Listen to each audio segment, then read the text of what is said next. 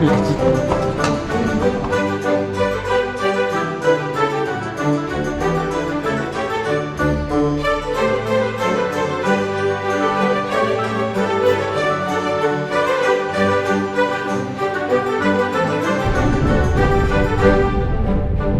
Guys, അപ്പോൾ നമ്മളിപ്പോൾ ഉള്ളത് museum of natural history Malta എംദീനയിൽ സ്ഥിതി ചെയ്യുന്ന മ്യൂസിയം ഓഫ് നാച്ചുറൽ ഹിസ്റ്ററിയുടെ മുമ്പിലാണ്. അപ്പോൾ പാർട്ട് 1 നമ്മൾ ഈ വീഡിയോയിൽ നമ്മൾ പലതരത്തിലുള്ള കാര്യങ്ങൾ കണ്ടു. നമ്മൾ ആ മ്യൂസിയത്തിനുള്ളിലേക്ക് പോയി, നമ്മൾ ആ എലമെൻസിൻ്റെ സെക്ഷനിലേക്ക് പോയി. അത് മാത്രമല്ല, നമ്മൾ ആ പാലസിനെ പറ്റി 1700-കളിൽ പണിത ആ ഒരു പാലസിനെ പറ്റിയുള്ള പലതരത്തിലുള്ള കാര്യങ്ങളും നമ്മൾ പാർട്ട് 1 വീഡിയോയിൽ ആഡ് ചെയ്തിട്ടുണ്ട്. അപ്പം ഞാനത് ഡിസ്ക്രിപ്ഷനിൽ ആഡ് ചെയ്തിരിക്കും അതിൻ്റെ ലിങ്ക്. എല്ലാവരും ആ ഒരു വീഡിയോയും കൂടെ ചെക്കൗട്ട് ചെയ്യാൻ ശ്രമിക്കുക, പാർട്ട് 1 കൂടെ ചെക്കൗട്ട് ചെയ്യാൻ ശ്രമിക്കുക. അപ്പോൾ ഞാൻ നേരത്തെ പറഞ്ഞ പോലെ തന്നെ നമ്മൾ ഈ മ്യൂസിയത്തിന് 3 ഡോർസാണുള്ളത്. അപ്പോൾ അതിൻ്റെ സെക്കൻഡ് ഡോറിലേക്ക്, അല്ലെങ്കിൽ ആ ഒരു സെക്കൻഡ് ഡോറിൽ തന്നെയാണ് 2 സെക്ഷനിലായിട്ട് നമുക്ക് പലതരത്തിലുള്ള കാര്യങ്ങൾ ഇവർ അറേഞ്ച് ചെയ്ത് വെച്ചിരിക്കുന്നത്. അപ്പോൾ നമുക്ക് ഈ സെക്കൻഡ് ഡോറിനുള്ളിലേക്ക് പോകാം. ഇതാണ് നമുക്ക് ആ ഒരു സ്റ്റെപ്പ് കൊടുത്തിരിക്കുന്നവർ. നമ്മൾ ഈ കയറി പോകുമ്പോൾ തന്നെ ഈ ഭിത്തിയോട് ചേർന്ന് തന്നെ പല തരത്തിലുള്ള കാര്യങ്ങൾ നമുക്ക് കാണാൻ പറ്റും. അത് നമ്മൾ ഈ മ്യൂസിയത്തിനുള്ളിലേക്ക് ചെന്നാൽ എന്തൊക്കെയാണ് നമ്മളിനി കാണാൻ പോകുന്നത്, എന്തൊക്കെ കാഴ്ചകളാണ് നമ്മളെങ്ങനെ വിസ്മയിപ്പിക്കാൻ ഇരിക്കുന്നത് എന്നുള്ളതിൻ്റെ ഒരു ക്ലൂ ആണ് ഈ സൈഡുകളിലെല്ലാം നമ്മളിങ്ങനെ കാണുന്നത്. അപ്പോൾ നമ്മൾ നേരെ ഉള്ളിലേക്ക് പോവുകയാണ്. നമ്മളിവിടെ ഉള്ളിലേക്ക് പോകുമ്പോൾ ആദ്യം തന്നെ നമ്മൾ ഫസ്റ്റ് പോകുന്നൊരു സെക്ഷൻ എന്ന് പറയുന്നത് പല തരത്തിലുള്ള കടൽ ജീവികളുള്ളൊരു സെക്ഷനാണ്. ഈ കടൽ ജീവികൾ എന്ന് പറയുമ്പോഴത്തേനും വളരെയധികം നൂറ്റാണ്ടുകൾക്ക് മുമ്പേ തന്നെ കടലിലുള്ള, അല്ലെങ്കിൽ കടലിൽ നിന്നും കണ്ടെത്തിയ വളരെയധികം യുണീക്കായിട്ടുള്ള കടൽ ജീവികളാണ് നമുക്കിവിടെ കാണാൻ പറ്റുന്നത്.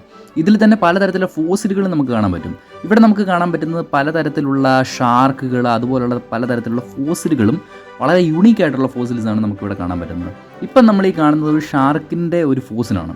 ആ ഒരു പല്ലും ആ ഒരു എക്സാക്റ്റ് ആയിട്ട് നമുക്ക് അതിൻ്റെ ഉള്ളിൽ എങ്ങനെയാണ്, അതിൻ്റെ ഒരു വായുടെ ഉള്ളിൽ അതിൻ്റെ പല്ലൊക്കെ എങ്ങനെയാണ് അറേഞ്ച് ചെയ്തിരിക്കുന്നത് എന്നൊക്കെ കൃത്യമായിട്ട് നമുക്ക് മനസ്സിലാവും.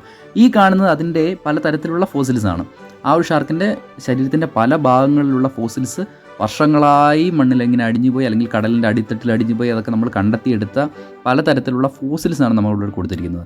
ഈ കാണുന്നത് ഹിപ്പോപ്പൊട്ടാമസ് ആണ്. നമ്മൾ ഈ കാണുന്ന ഇന്ന് ഈ രൂപാന്തരം പ്രാപിച്ച് നമ്മൾ ഈ കാണുന്ന ഹിപ്പോപ്പൊട്ടാമസ് അല്ല, അതിന് മുമ്പേ ഉള്ള ആദിമകാലത്തുള്ള ആ ഒരു ഹിപ്പോപ്പൊട്ടാമസിൻ്റെ പലതരത്തിലുള്ള ശരീരത്തിൻ്റെ ഭാഗങ്ങളാണ് നമ്മളിവിടെ കൊടുത്തിരിക്കുന്നത്. ഹിപ്പോപ്പൊട്ടാമസിൻ്റെ മാത്രമല്ല, ആനയുടെയും, അതുമാത്രമല്ല പലതരത്തിലുള്ള വലിയ കരയിലെ ഏറ്റവും വലിയ ജീവികളുടെ തന്നെ പൂർവികന്മാരുടെ പലതരത്തിലുള്ള ശരീരഭാഗങ്ങളാണ് നമുക്കിവിടെ കാണാൻ പറ്റുന്നത്. ഇതിൽ തന്നെ നമുക്ക് വളരെ യുണീക്കായിട്ട് കണ്ടെത്താൻ പറ്റുന്നത് പലതരത്തിലുള്ള, അല്ലെങ്കിൽ നമ്മളിങ്ങനെ കണ്ടാൽ തന്നെ കുറച്ച് നേരം കൂടെ ഇങ്ങനെ നോക്കിയിരിക്കുന്ന പലതരത്തിലുള്ള ഐഡൻറ്റിഫിക്കേഷൻസ് നമുക്കിതിൽ പെട്ടെന്ന് തന്നെ ക്യാച്ച് ചെയ്യാൻ പറ്റും.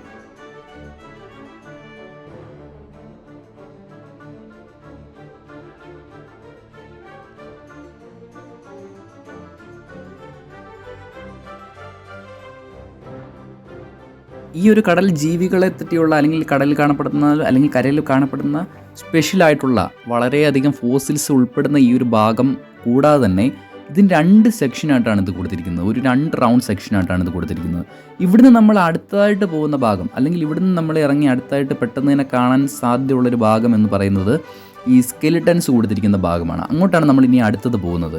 സ്കെലിട്ടൻസ് എന്ന് പറയുമ്പോഴത്തേനും നമ്മൾ ഈ കരയിൽ ഇന്ന് കാണപ്പെടുന്ന എല്ലാ തരത്തിലുള്ള ജീവികളുടെയും, ഒട്ടുമിക്കവാറും എല്ലാ ജീവികളുടെയും തന്നെ സ്കെലിട്ടൻസ് ആണ് ഇവിടെ നമുക്ക് കൊടുത്തിരിക്കുന്നത്. ഇവിടെ നമുക്ക് ഷീപ്പ് കാണാം, ഹോഴ്സ് കാണാം, പശുവിൻ്റെ സ്കെലിട്ടൺ നമുക്കിവിടെ കാണാൻ പറ്റും, മനുഷ്യൻ്റെ കാണാൻ പറ്റും, ഒട്ടകപ്പക്ഷിയുടെ നമുക്ക് കാണാൻ പറ്റും. അതുമാത്രമല്ല ഓസ്ട്രിച്ചിൻ്റെ, അങ്ങനെ പല തരത്തിലുള്ള ജീവികളുടെ, അല്ലെങ്കിൽ കരയിൽ താമസിക്കുന്ന വളരെയധികം ജീവികളുടെ ഈ സ്കെലിട്ടൻസ് ആണ് നമുക്കിവിടെ കാണാൻ പറ്റുന്നത്. ഈ സ്കെലിട്ടൻസിൻ്റെ എല്ലാം പ്രത്യേകത എന്ന് പറഞ്ഞു കഴിഞ്ഞാൽ വളരെയധികം മൈന്യൂട്ടായിട്ടുള്ള ഐഡൻറ്റിഫിക്കേഷൻസ് പോലും നഷ്ടപ്പെടാത്ത രീതിയിലാണ് ഈ സ്കെലിട്ടൻസ് ഇവരിവിടെ പ്രദർശിപ്പിച്ചിരിക്കുന്നത്. അത് ഈ മ്യൂസിയത്തിൻ്റെ ഒരു സ്പെഷ്യൽ ഒരു കഴിവാണെന്നേ ഞാൻ പറയത്തുള്ളൂ. മൊത്തത്തിൽ അറേഞ്ച് ചെയ്തിരിക്കുന്ന രീതി, അതിൻ്റെ ആ ഒരു ലൈറ്റിങ്, നമ്മളെ ആ ഒരു ആകർഷിക്കുന്ന രീതിയൊക്കെ ഉണ്ടല്ലോ, അതൊക്കെ വളരെ പക്കയായിട്ടാണ് ഈ ഒരു മ്യൂസിയത്തിൽ അറേഞ്ച് ചെയ്ത് വെച്ചിരിക്കുന്നത്. ഭയങ്കര ബ്യൂട്ടിഫുള്ളാണ് ഇതെല്ലാം കാണാനായിട്ട്. ഇവിടെ നമ്മൾ റൈറ്റ് സൈഡിലേക്ക് പോകുമ്പോൾ തന്നെ ഇവിടെ നമുക്ക് ഈ കാണാൻ പറ്റുന്ന കാഴ്ചകൾ നമ്മൾ വീണ്ടും കൊതി തീരുന്നില്ല. വീണ്ടും നമ്മളതിങ്ങനെ കണ്ടുകൊണ്ടേയിരിക്കും. ഇവിടെ കാണുന്ന ഈ കുതിരയുടെ, നമ്മൾ ഈ കരയിൽ കാണുന്ന കുതിരയുടെ ഒരു സ്കെലിട്ടനാണ്. ഇപ്പം നമ്മൾ ഈ കാണുന്നത് മറ്റൊരു കരയിൽ താമസിക്കുന്ന മറ്റ് പലതരത്തിലുള്ള ജീവികളുടെയും സ്കെലിട്ടൻസ് ആണ് കൂടുതൽ. ഇവിടെ നമുക്ക് ബാറ്റിൻ്റെയൊക്കെ സ്കെലിട്ടൻസ് നമുക്കിവിടെ കാണാൻ പറ്റും. ഇതിൻ്റെ റൈറ്റ് സൈഡിലേക്ക് പോകുമ്പോഴത്തേനും നമുക്കിവിടെ ഉടുമ്പിൻ്റെ സ്കെലിട്ടൻസ് കാണാൻ പറ്റും. കുരങ്ങൻ്റെ, നമ്മൾ ഈ കാണുന്ന കുരങ്ങുകളുടെ സ്കെലിട്ടൻസ് നമുക്കിവിടെ കാണാൻ പറ്റുന്നുണ്ട്. അത് മാത്രമല്ല, ഇവിടുന്ന് നമുക്ക് പോകുമ്പോഴത്തേനും പലതരത്തിൽ ഭയങ്കര ഇൻട്രസ്റ്റിംഗ് ആയിട്ട് തോന്നുന്ന തരത്തിലുള്ള ചിക്കൻസിൻ്റെ കോഴികളുടെയൊക്കെ സ്കെൽട്ടൻസ് നമുക്കിവിടെ കാണാൻ പറ്റും. ഒരു കോഴി കുഞ്ഞിൻ്റെ സ്കെൽട്ടൻ അവിടെ ഇങ്ങനെ ഇവർ പ്രദർശിപ്പിച്ചിട്ടുണ്ട്. അത് മാത്രമല്ല നമ്മളവിടെ നിന്ന് റൈറ്റ് സൈഡിലേക്ക് പോകുമ്പോൾ പാമ്പിൻ്റെ, നമ്മൾ നേരത്തെ പറഞ്ഞ വലിയ ഉടുമ്പുകളുടെയൊക്കെ സ്കെൽട്ടൻസും നമുക്കിവിടെ കാണാൻ പറ്റും. അതെല്ലാം ഭയങ്കര മൈന്യൂട്ടാണ്, ഒന്നും നഷ്ടപ്പെടാത്ത രീതിയിൽ ഭയങ്കര രസമായിട്ടാണ് ഇവിടെ കൊടുത്തിരിക്കുന്നത്. ഇവിടെ നമുക്ക് കാണുന്ന ആമയാണ്, ആമയുടെ ഒരു സ്കെൽട്ടൻസ് നമുക്കിവിടെ കാണാൻ പറ്റുന്നുണ്ട്. ഇവിടെ നമ്മൾ അടുത്ത് പോകുന്നത് ഒരു കടൽ ജീവികൾ ഉൾപ്പെടുന്ന കടൽ ജീവികളെ നമുക്ക് എന്താ പറയുക, ഈ ഉള്ളിൽ താമസിക്കുന്ന ഭയങ്കര ആഴത്തിൽ താമസിക്കുന്ന കടൽ ജീവികളെ പറ്റിയൊക്കെ ഒന്ന് അറിയാനുള്ളൊരു വേൾഡാണ്, ഒരു സ്മോൾ വേൾഡാണ് ഇവരിവിടെ ഇങ്ങനെ അറേഞ്ച് ചെയ്ത് വെച്ചിരിക്കുന്നത്. നമുക്കിവിടെ കാണാൻ പറ്റുന്നുണ്ട് പല തരത്തിലുള്ള കടൽ ജീവികൾ നമുക്കിവിടെ കാണാൻ പറ്റുന്നുണ്ട്. ആമകളുണ്ട്. അത് മാത്രമല്ല ഇതിനെങ്ങനെയാണോ ഒരു ആവാസ വ്യവസ്ഥയിൽ ഇവർ കാണപ്പെടുന്നത്, അല്ലെങ്കിൽ ഒരു നീന്തുന്ന അവസ്ഥയിലേക്ക് ഇവരെങ്ങനെയാണോ കാണപ്പെടുന്നത്, ആ ഒരു അവസ്ഥയിൽ തന്നെയാണ് ഇവരിവിടെ അറേഞ്ച് ചെയ്ത് വെച്ചിരിക്കുന്ന ഒരു രീതി എന്ന് പറയുന്നത്. വെറുതെ ഇങ്ങനെ ആ ഒരു പ്ലാറ്റ്ഫോമിൽ വെറുതെ ഇങ്ങനെ ഇരിക്കുകയല്ല, അതൊക്കെ ഭയങ്കര രസമായിട്ട് ഈ നീന്തുന്ന തരത്തിലുള്ള ആ ഒരു രീതിയിൽ ഇങ്ങനെ അതിനെ അറേഞ്ച് ചെയ്ത് വെച്ചിരിക്കുകയാണ്. ഭയങ്കര ബ്യൂട്ടിഫുള്ളാണ് ഇത് കാണാനായിട്ടും. ഇവിടെ നമ്മൾ പോകുന്നത് പല തരത്തിലുള്ള തലയോട്ടികൾ ഉൾപ്പെടുന്ന മറ്റൊരു ഭാഗത്തേക്കാണ്. ഇവിടെ നമുക്ക് നമ്മുടെ മനുഷ്യൻ്റെ തന്നെ പൂർവികന്മാരുടെ തലച്ചോറ്, തലയോട്ടി, അതിപ്പോൾ നമ്മളീ കാണുന്ന നമ്മളിപ്പോൾ ആധുനിക മനുഷ്യൻ്റെ തലയോട്ടികൾ പോലെയല്ല, അതിനൊക്കെ ചെറിയ ഡിഫറൻസിയേഷൻസ് ഉണ്ട്. അത് നമുക്ക് ഇവിടെ നോക്കുമ്പോൾ വളരെ കൃത്യമായിട്ട് ആ തലയോട്ടികളുടെ വ്യത്യാസവും ആ ഒരു വലിപ്പവും എല്ലാം നമുക്കിവിടെ മനസ്സിലാക്കാനായിട്ട് സാധിക്കുന്നുണ്ട്. നമ്മുടെ മനുഷ്യൻ്റെ ഒരു തലയോട്ടി മാത്രമല്ല, പലതരത്തിലുള്ള മനുഷ്യൻ്റെയുമായിട്ട് സാമ്യമുള്ള ഗൊറില്ല പോലെയുള്ള ജീവികളുടെയും തലയോട്ടികൾ, അതിൻ്റെ ഡിഫറൻസിയേഷനാണ് നമ്മളിവിടെ കാണുന്നത്. അതിൻ്റെ എല്ലാം എഴുത്തുകളാണ് നമ്മളിവിടെ കാണുന്നത്. ഈ കാണുന്നതാണ് ഞാൻ പറഞ്ഞ ഗൊറില്ലയുടെ തലയോട്ടി എന്ന് പറയുമ്പോഴത്തേനും അതിൻ്റെ ആ ഒരു ഡിഫറൻസിയേഷൻ, അതിൻ്റെ ഒരു പല്ല് അറേഞ്ച് ചെയ്തിരിക്കുന്ന രീതിയെല്ലാം നമുക്ക് ഇവിടുന്ന് വളരെ കൃത്യമായിട്ട് തന്നെ മനസ്സിലാക്കാൻ സാധിക്കും.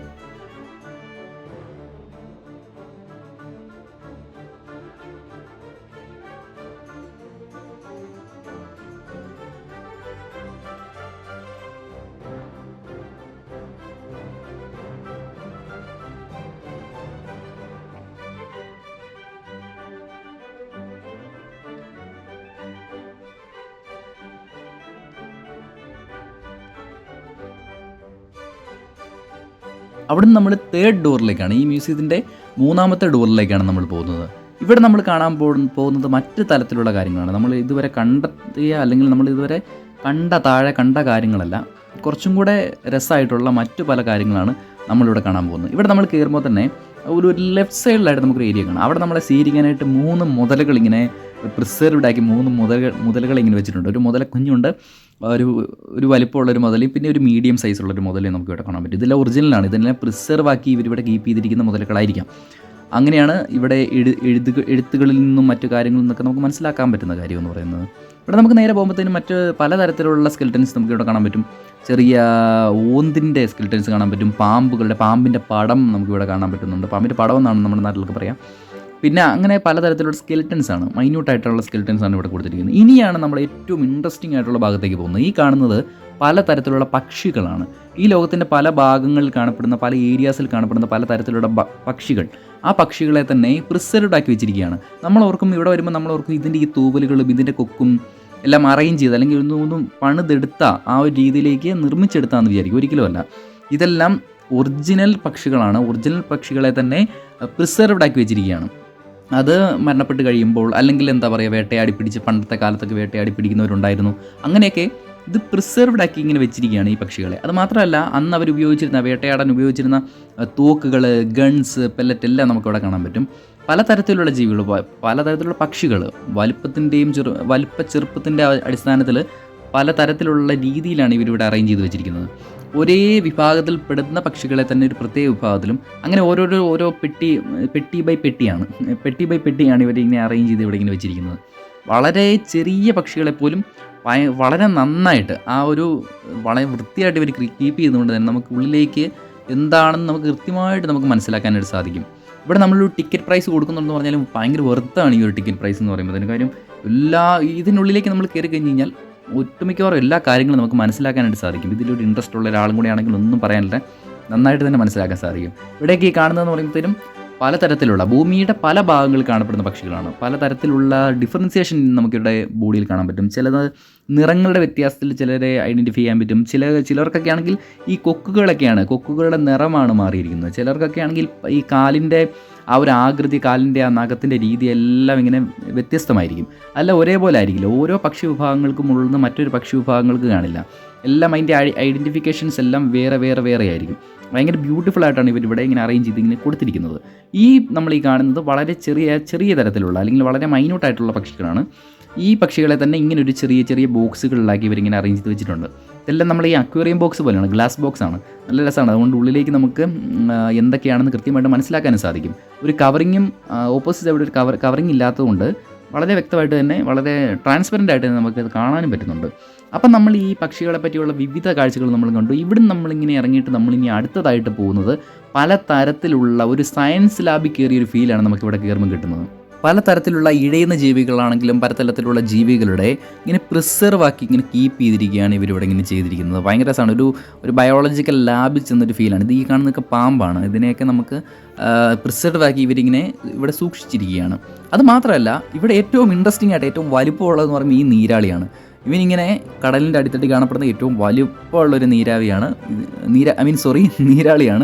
ആ നീരാളിയാണ് ഇവരിവിടെ ഇങ്ങനെ കീപ്പ് ചെയ്തിരിക്കുന്നത്. വളരെ രസമായിട്ടാണ് കീപ്പ് ചെയ്തിരിക്കുന്നത്. പിന്നെ അത് മണ്ടൽ ബ്ലറായിട്ട് ഇങ്ങനെ മുകളിൽ ഇങ്ങനെ ബ്ലറാക്കി വെച്ചിട്ടുണ്ട്. അതൊന്നും എനിക്ക് മനസ്സിലായില്ല. പിന്നെ നമ്മൾക്ക് ഇവിടുന്ന് ഇങ്ങനെ കാണുമ്പോഴത്തേനും ഇവിടെ നമുക്ക് ശംഖുകളൊക്കെ കാണാൻ പറ്റും. പലതരത്തിലുള്ള ശംഖുകളാണ്. അതിൽ തന്നെ കാലത്തിൻ്റെ വ്യത്യാസം അനുസരിച്ച് അതിനെ അറേഞ്ച് ചെയ്തിരിക്കുന്ന രീതിയിലും വ്യത്യാസമുണ്ട്. ഇതൊക്കെ വളരെയധികം വലിപ്പമുള്ള ശംഖുകളാണ് നമ്മൾ ഈ മുമ്പിൽ ഇങ്ങനെ കാണുന്നത്. അതിനെ തന്നെ ഈ കളറിൻ്റെ വ്യത്യാസത്തിൻ്റെ അടിസ്ഥാനത്തിന് വലിപ്പത്തിൻ്റെ വ്യത്യാസത്തിൻ്റെ അടിസ്ഥാനത്തിലൊക്കെ നമുക്കിങ്ങനെ മാറ്റി ഒരു വ്യത്യസ്തമായിട്ടാണ് ഇവരിവിടെ ഇങ്ങനെ അറേഞ്ച് ചെയ്ത് വെച്ചിരിക്കുന്നത്. അതൊരു രീതിയാണ്. പിന്നെ ഈ മാത്രമല്ല ഇവിടെ ഇരിക്കാനൊരു ഫെസിലിറ്റി ഇവർ പ്രൊവൈഡ് ചെയ്തിട്ടുണ്ട് കേട്ടോ. പിന്നെ നമുക്ക് ഇനി ഇവിടുന്ന് പോകുന്നത് പലതരത്തിലുള്ള പൂമ്പാറ്റകൾ, ചെറിയ പറന്ന് കിടക്കുന്ന ഷഡ്പദങ്ങൾ പോലെയുള്ള, അതായത് ചിത്രശലഭങ്ങൾ പോലെയുള്ള ആ ഒരു ഏരിയയിലേക്കാണ് നമ്മൾ. ചെറിയ വണ്ടുകളൊക്കെ നമുക്കിവിടെ കാണാൻ പറ്റുന്നുണ്ട്. തരത്തിലുള്ള ഇൻസെക്റ്റുകൾ ഇവിടെ കൊടുത്തിട്ടുണ്ട്. അങ്ങനെ പല നിറത്തിൻ്റെ അടിസ്ഥാനത്തിലൊക്കെ ഭയങ്കരമായിട്ട് ഡിഫറൻസിയേഷൻസ് കാണിക്കുന്ന ചിത്രശലഭങ്ങൾ എന്നും മനുഷ്യനെ അതിശയിപ്പിച്ചിട്ടുള്ളൊരു കാര്യം തന്നെയാണല്ലോ. അതിൻ്റെ നിറത്തിലും അതിൻ്റെ വലുപ്പത്തിലും എല്ലാം തന്നെ അങ്ങനെയുള്ള കുറച്ച് കാര്യങ്ങളാണ് ഈ ഒരു സെക്ഷൻ കൊടുത്തത്. ഇത് വളരെ ചെറിയൊരു സെക്ഷനാണ്. നമ്മളവിടുന്ന് മ്യൂസിയത്തിൻ്റെ 3 ഡോറും നമ്മൾ കംപ്ലീറ്റ് ആക്കിയിട്ടുണ്ട് വളരെ വിജയകരമായിട്ട്. കുറച്ച് ആളുകളൊക്കെ ഇപ്പോഴും കയറി പോകുന്നുണ്ട് അത് കാണാനായിട്ട്. അപ്പോൾ നമ്മൾ ഇനിയും നമ്മൾ ആ ഒരു മുറ്റത്തേക്ക് ഇങ്ങനെ വരികയാണ്. അതായത് ആ പാലസിൻ്റെ മുന്നിലേക്ക് ഇങ്ങനെ വരികയാണ്. ഇപ്പോൾ ഭയങ്കര രസമായിരിക്കും. കാര്യം ഇപ്പോൾ നന്നായിട്ട് ചൂടാവുന്ന ഒരു സമയമാണ്. അതായത് ഒരു ഉച്ച സമയത്തോട് അടുക്കുന്നൊരു സമയമാണ്. അതുകൊണ്ട് തന്നെ ഇപ്പം നമ്മൾ ആ മുമ്പിലേക്ക് എത്തിക്കഴിഞ്ഞാൽ വളരെ ബ്യൂട്ടിഫുൾ ആയിട്ടുള്ള കാഴ്ചയുണ്ട്. ഞാൻ പറഞ്ഞ പോലെ തന്നെ ഈ മുമ്പിലേക്ക് വന്നപ്പം ഭയങ്കര ബ്യൂട്ടിഫുൾ ആയിട്ടാണ്. അത് മാത്രമല്ല ഈ ഒരു ഒറിജിനൽ മാൾട്ടി സ്റ്റോൺസിൻ്റെ കളർ എന്ന് പറയുമ്പോഴത്തേനും ഈ ഒരു കളറാണ്. അതുകൊണ്ട് തന്നെ ഇത് ആ ഒരു സൂര്യപ്രകാശത്തിൽ വരുമ്പോഴത്തേനും ഭയങ്കര ബ്യൂട്ടിഫുൾ ആയിരിക്കും. നമ്മൾ അകലെ നിന്നൊക്കെ കാണുമ്പോഴത്തേനും ഭയങ്കര ബ്യൂട്ടിഫുൾ ആയിട്ടാണ് ഓരോ മാൾട്ടി സ്റ്റോൺസും പ്രൊജക്റ്റ് ചെയ്യുന്നത്. അതിൻ്റെ ഒരു ഭംഗി നമുക്കിവിടെ എല്ലാം കാണാൻ പറ്റും. അത് മാത്രമല്ല നമുക്ക് ഈ ഏരിയയിലേക്കെല്ലാം നമ്മളിനി നടക്കുന്നുണ്ട്. ആ എംദിനയുടെ ഏരിയയിലേക്കെല്ലാം ഞാൻ ഇനി മുമ്പിലേക്ക് നമ്മൾ പോകുന്നുണ്ട്. അപ്പം നമ്മൾ ഈ ഒരു എൻട്രിയിലേക്ക് ഇങ്ങനെയാണ് കയറി വരുന്നത്. ഇപ്പോൾ ഈ ആളുകൾ കയറി പോകുന്നത് ഉള്ളിലേക്ക് പോകാനാണ്. നമ്മളിനി പുറത്തേക്ക് ഇറങ്ങാം. നമ്മൾ ആ ഒരു ടിക്കറ്റ് എടുത്ത് ഉള്ളിലേക്ക് കയറിയ ഭാഗത്തോടെ തന്നെയാണ് നമ്മൾ വെളിയിലേക്ക് ഇറങ്ങുന്നത്. അപ്പോൾ നമ്മളിങ്ങനെ നടന്ന് മുമ്പിലേക്ക് എത്തുകയാണ്. ഇവിടെ നമ്മൾ മുമ്പിലേക്ക് എത്തുമ്പോൾ നമ്മൾ മുമ്പ് കണ്ട കാര്യങ്ങളെല്ലാം തന്നെ അതേപോലെ തന്നെ. അത് മാത്രമല്ല ഇപ്പോൾ തിരക്ക് കുറഞ്ഞ പോലെയാണ് തോന്നുന്നത്. ഞാൻ കയറി വന്നപ്പോൾ ഉള്ളിലേക്ക് എത്തിയ സമയത്ത് കുറച്ചും കൂടെ തിരക്കുണ്ടായിരുന്നു. ഇപ്പം കുറച്ചും കൂടെ തിരക്ക് കുറഞ്ഞ ഒരു സമയമാണ് എന്നാണ് എനിക്ക് തോന്നുന്നത്. കാര്യം ആളുകൾ വരുന്നതിൻ്റെ കൗണ്ട് കുറഞ്ഞിട്ടുണ്ട്. മുമ്പ് ഇതല്ലായിരുന്നു. ഇനി നമുക്ക് ആ ഒരു മുമ്പിലെ ഏറ്റവും വലുപ്പമുള്ള ആ ഒരു വാതിൽ, ആ മ്യൂസിയത്തിൻ്റെ വാതിൽ, ആ ഒരു പാലസാണിത്. ഞാൻ ഓൾറെഡി ഇത് പറഞ്ഞത്. പക്ഷേ കാര്യം ഇത് വീണ്ടും പറയാൻ തോന്നുന്നു. കാര്യം ഇത്രയും ബ്യൂട്ടിഫുള്ളായിട്ട് ഇത്രയും കാലത്തിന് മുമ്പേ പണിതു എന്നൊക്കെ പറയുമ്പോൾ അത് പറയാതിരിക്കാൻ പറ്റുന്നില്ല. അത്രയും വളരെ ബ്യൂട്ടിഫുള്ളാണ് ഇവിടെ കൊടുത്തിരിക്കുന്നത്. പിന്നെ എന്ന് പറയുമ്പോഴത്തേന് ഇവിടെ വളരെ വിരളമായിട്ടുള്ള അല്ലെങ്കിൽ വളരെ യുണീക്കായിട്ടുള്ള ആൻറ്റിക് ഷോപ്സുകൾ നമുക്കിവിടെ കാണാൻ പറ്റും. അത് മാത്രമല്ല സുവനീർ ഷോപ്സ് നമുക്കിവിടെ കാണാൻ പറ്റും. പക്ഷേ ഇങ്ങനെ ഈ പെട്ടി അടിക്കിയ പോലെ ഇല്ല. വളരെ മാറിയാണ് ഇരിക്കുന്നത്. എന്ന് വെച്ചാൽ ഒരെണ്ണം കഴിഞ്ഞ് കഴിഞ്ഞാൽ പിന്നെ കുറേ അകലെയാണ് മറ്റൊരെണ്ണം. അതായത് കോമ്പറ്റീഷൻസ് ഇവർ ഒഴിവാക്കുകയാണ്. ഒരു ഏരിയയിൽ വരുന്ന ആളുകൾ അവിടെ നിന്ന് തന്നെ വാങ്ങിച്ചോട്ടെ എന്ന് പറഞ്ഞിട്ട് ആ ഒരു രീതിയിലാണ് ഇവിടുത്തെ കച്ചവടക്കാരെല്ലാം ഇവരെ മുന്നോട്ട് പോയിക്കൊണ്ടിരിക്കുന്നത്. നമ്മളിപ്പോൾ ഈ നടക്കുന്നതെല്ലാം 1700-കളിലോ 1500-കളിലോ ഒക്കെ പണിത വളരെ ബ്യൂട്ടിഫുൾ ആയിട്ടുള്ള ഒറിജിനൽ മാൾട്ടീസ് ബിൽഡിങ്സ് ആണ് എംദിനയിൽ മുഴുവൻ നമുക്ക് കാണാൻ പറ്റുന്നത്. ഇവിടെ നമുക്ക് റൈറ്റ് ആൻഡ് ലെഫ്റ്റ് ഒക്കെ കാണാൻ പറ്റും. ഇതിന് ഇത്രയും നൂറ്റാണ്ടുകൾ പഴക്കമായിട്ടും അതിനൊരു ചെറിയൊരു പോറലോ എന്താ പറയുക, അതിൻ്റെ ഭംഗി നഷ്ടപ്പെടുന്ന രീതിയിൽ ഒന്നും തന്നെ ഇതിന് സംഭവിച്ചിട്ടില്ല. ഇത്രയും കാലമായിട്ടും അതെങ്ങനെയാണ് ഒറിജിനലായിട്ട് കീപ്പ് ചെയ്യുന്ന ആ ഒരു രീതിയിൽ തന്നെ ഇപ്പോഴും അത് നിലനിൽക്കുന്നുണ്ടെന്നുള്ളതാണ് ഏറ്റവും അധികം നമ്മളിങ്ങനെ വണ്ടറാക്കുന്നൊരു കാര്യം. ഇതെങ്ങനെയാണ് ഇപ്പോഴും ഇതിങ്ങനെ കീപ്പ് ചെയ്യുന്നത് നമ്മൾ ഓർക്കും. അപ്പോൾ ആ ഒരു മാൾട്ടി സ്റ്റോൺസിൻ്റെ ഒരു പവറും അതിൻ്റെ ആ ഒരു തിക്നെസ്സും ഒക്കെയാണ് നമ്മളിവിടെ കാണാൻ പറ്റുന്നത്. വളരെ കൊല്ലങ്ങൾക്ക് മുമ്പേ ആണേ. അപ്പം നമ്മളിവിടെ ഇങ്ങനെ നിൽക്കുന്ന സമയത്ത് ഇവിടെ നമുക്ക് ഓപ്പോസിറ്റ് ഇങ്ങനെ കുതിരവണ്ടികൾ, ഞാൻ ആദ്യത്തെ വീഡിയോയിൽ പറഞ്ഞ പോലെ തന്നെ കുതിരവണ്ടികൾ നമുക്കിവിടെ കാണാൻ പറ്റും. ഈ കുതിരവണ്ടികൾ പോകുമ്പോൾ തന്നെ ഇതിനുള്ളിലുള്ള ആളുകളൊക്കെ നമുക്ക് നമ്മുടെ ക്യാമറയോട് വളരെയധികം പോസിറ്റീവായിട്ടാണ് പ്രതികരിക്കുന്നത്. ഇപ്പം വെസ്റ്റേൺസിൻ്റെ എല്ലാ ഒരു പ്രത്യേകത വളരെ പോസിറ്റീവായിട്ടാണ് അവർ പ്രതികരിക്കുന്നത്. അപ്പോൾ ഞാനിങ്ങനെ ഇതിൻ്റെ റൈറ്റ് ആൻഡ് ലെഫ്റ്റ് എല്ലാം നോക്കി, ആ ഒരു ബിൽഡിങ്സിൻ്റെ ഭംഗിയെല്ലാം നോക്കി ഞാനിങ്ങനെ നടക്കുകയാണ്. അപ്പോൾ നമ്മളിവിടെ നിന്ന് ഇങ്ങനെ മുന്നോട്ട് പോകുന്നത് ഇനിയും ഒരുപാട് പള്ളികളുണ്ട് നമുക്കിനി കാണാനായിട്ട്. നമ്മളീ പോകുന്ന വഴിക്ക് ഇഷ്ടംപോലെ പള്ളികളുണ്ട്. അപ്പോൾ ഈ പള്ളികളുടെ എല്ലാം ആ ഒരു മുറ്റത്തൂടെയും എല്ലാം നമുക്കൊന്ന് നടക്കാം. ഈ കാണുന്നത് മറ്റൊരു പള്ളിയാണ്, എൻ്റെ ഈ ബൈക്കിലായിട്ട് കാണുന്നത് മറ്റൊരു പള്ളിയാണ്. ഞാനിവിടെ ഒരു ചെറുതായിട്ട് അതുവഴിയൊക്കെ നടന്ന് നല്ല ഫീലാണ്. എന്നുവെച്ചാൽ ആ ഒരു നമ്മൾ ഒറ്റപ്പെട്ട ഒരു ഫീല് നമുക്ക് കിട്ടത്തില്ല. എന്നാൽ പോലും നമ്മൾ ആ ഒരു ഒറ്റപ്പെടലിനെ ആസ്വദിക്കും. ഇവിടെ വരുമ്പം ഭയങ്കര രസമാണ് നമുക്ക് ആ ഒരു നടക്കാനും നമുക്ക് കാര്യങ്ങളൊക്കെ ആസ്വദിക്കാനും. കാര്യം ആ ഒരു തിക്നെസ് അല്ലെങ്കിൽ ആളുകളുടെ എണ്ണത്തിൻ്റെ ആ ഒരു അളവ് നമുക്ക് ഇവിടെ വരുമ്പം തോന്നില്ല. ഇവിടെ ഇങ്ങനെയുള്ള കുറച്ച് ആക്ടിവിറ്റീസും നമുക്ക് കാണാൻ പറ്റും. അപ്പോൾ ഇന്നത്തെ വീഡിയോയിൽ നമ്മൾ മൊത്തം ഈ മ്യൂസിയം മുഴുവൻ കവർ ചെയ്തിട്ടുണ്ട്. പാർട്ട് 1 പാർട്ട് 2 ആയിട്ട് 2 വീഡിയോ ആയിട്ടാണ് ഞാനിത് ഈ ഒരു ഫുൾ വീഡിയോ നമ്മൾ ചെയ്തത്. അപ്പോൾ പാർട്ട് 1 കൂടെ നമ്മളൊന്ന് കണ്ടു നോക്കുക. അപ്പോൾ നമ്മൾ ഈ വീഡിയോ വളരെയധികം ബ്യൂട്ടിഫുള്ളായിട്ട് വൈൻഡപ്പ് ചെയ്യാൻ പോവുകയാണ്. അപ്പോൾ നമുക്ക് മറ്റൊരു വീഡിയോയിൽ കാണാം. Bye bye.